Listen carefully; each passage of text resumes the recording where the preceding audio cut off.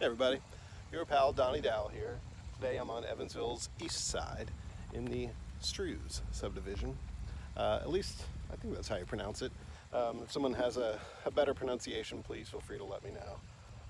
But I think that's it. So this was built in the early 60s, platted in 1960.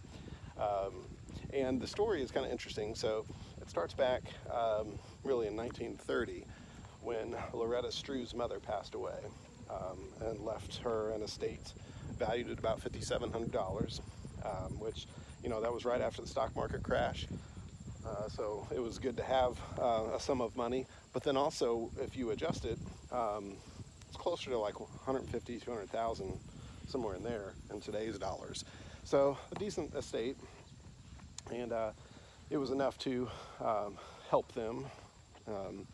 So fast forward about 15 years to 1945, and Loretta's son Ed began building homes.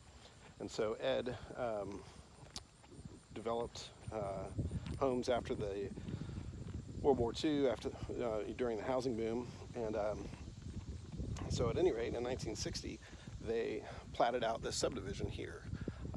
And this is bounded by Stockwell. And it's a small subdivision. It's just a few streets, just a number of houses. I chose this neighborhood today because it's the first day of EVSC, and I wanted to choose a neighborhood near a school. And I realized I've already done a lot of East Side schools. I've done Hebron Meadows by Hebron, and Clayton Terrace by Kays, and Park Plaza by Plaza Park. So anyway, I chose Stockwell, and that's kind of why I'm here today. But at any rate, this neighborhood, again, built in the 60s, so you see a lot of ranches, some tri-levels, mostly brick or Bedford stone, not a lot of siding unless it's an accoutrement or something like that, or on the upper level. You see that quite a bit. Many of these had carports that were then enclosed garages, but many of them had attached garages.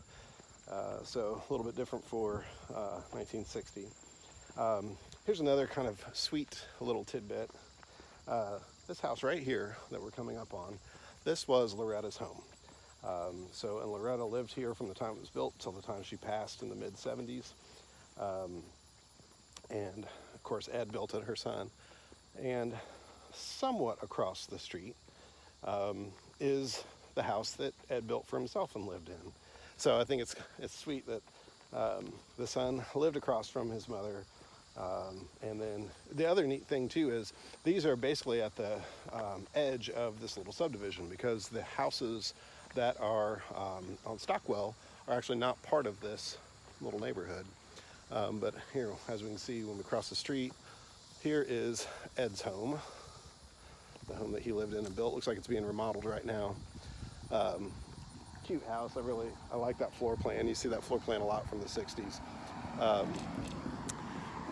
This house right here, this is, if there were an example of a tri-level, this would probably be it for me. Like the Bedford stone on the bottom, I like the shake on top. I really doubt that shake was original. They probably just had regular siding, probably aluminum siding at the time. But man, they've taken good care of that, and it really looks nice. So I like that house. At any rate, still busy even with school starting. So I hope everyone has a great first day of school. And if they're still interested in buying or selling this week or next week or the week after, feel free to contact me.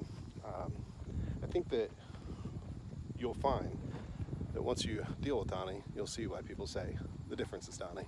Thanks. See ya.